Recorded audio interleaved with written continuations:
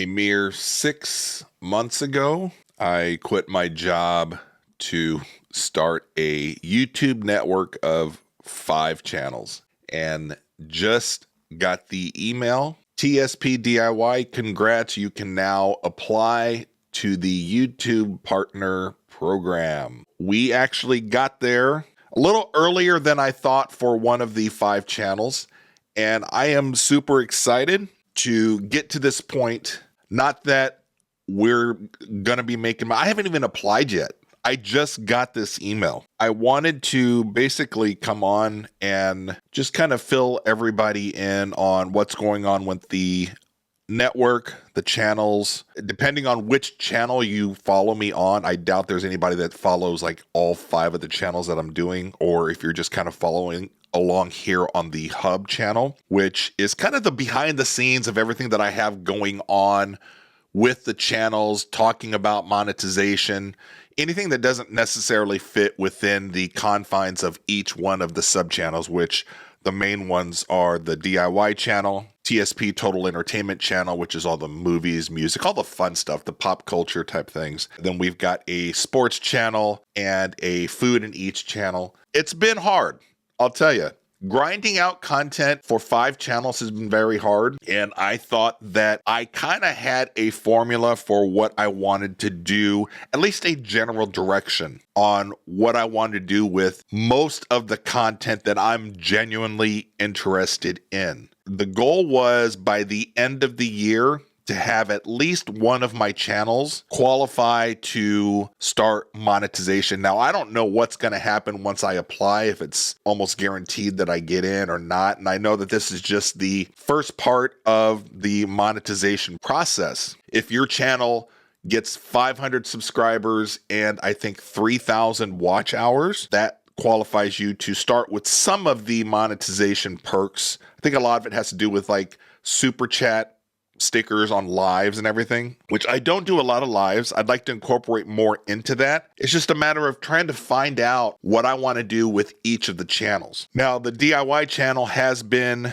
the easiest channel for me to do simply because it's stuff that I do on the daily that normally would kind of take me away from having fun on YouTube and creating content, because it's stuff that needs to get done around the house. It's all the DIY stuff that I have to do as far as things that break, car maintenance stuff, big into like Milwaukee tools, so talking to stuff like that. It's all stuff that I normally would have to do anyways, and my thought process on creating a DIY channel was not because I'm a master DIY, I know how to fix everything, and I absolutely do not. I am very average right now in the DIY landscape. I don't even know like half the tools that I have, like everything that the tools can do. Like I'm very relatively new to tackling DIY projects and doing things on my own. I grew up my first 40 years of life. I just turned 50 this year and this is kind of prior to kids too. If anything were to break around the house, wife and I, before kids,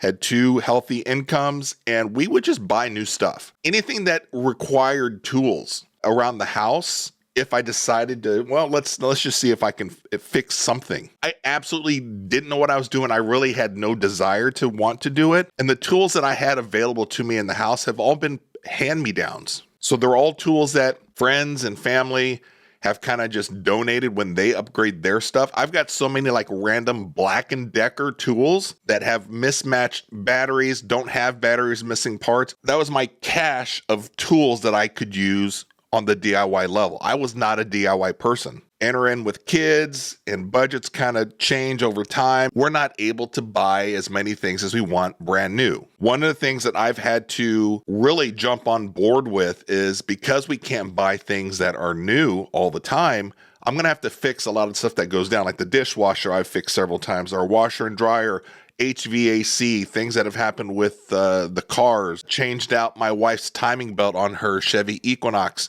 which are things that no ordinary DIY person should have to do. We couldn't afford to get it fixed. That was like a $2,000 to $3,000 job to get it fixed. It took me 3 months to figure it out, but I have slowly developed into this can-do DIY attitude to where I'm like, why can't I fix it? it's almost a personal challenge to make it entertaining, that when things go down around the house with YouTube and investing in getting tools that actually can get the job done, it's actually not that hard overall. There's some hard things. There's some things I haven't been able to figure out, but for the most part, most of the things that have gone down and broken within the house, I've been able to fix. And so time doing that would take away from creating content for, let's say, back in the day when I used to have a gardening channel. That was stuff for fun.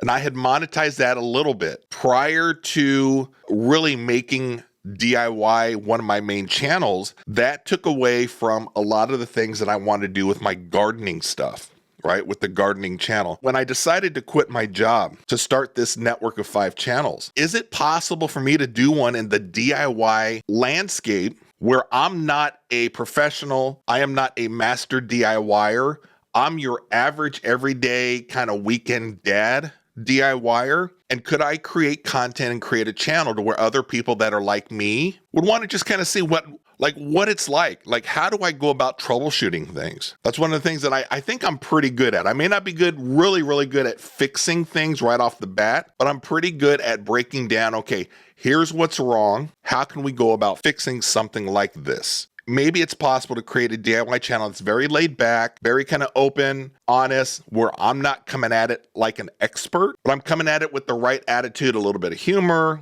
You know, every one of my channels is going to have my sense of humor. I was like, okay, if I'm going to do this, if I'm going to quit my job, I'm going to make a network of channels, DIY has to be one of them. So we created the TSP DIY channel, and that has really taken off, and it's been very kind of easy to do once I think the community started to get to know me a little better and how I present myself and the type of content that I make over on the DIY channel. Contrary to what most of my friends that were doing kind of social media, when I kind of ran the idea past them about doing a DIY channel, like, you got to be crazy because it's kind of male dominant, male focused, very kind of alpha-ish, and very much to where they are going to tear you up if you come at it to where you're like an expert, or you're trying to show people how to do things. And I was like, well, as long as I'm not coming at it in a dishonest way, I think I will find my people there. As with any other channel that I end up starting,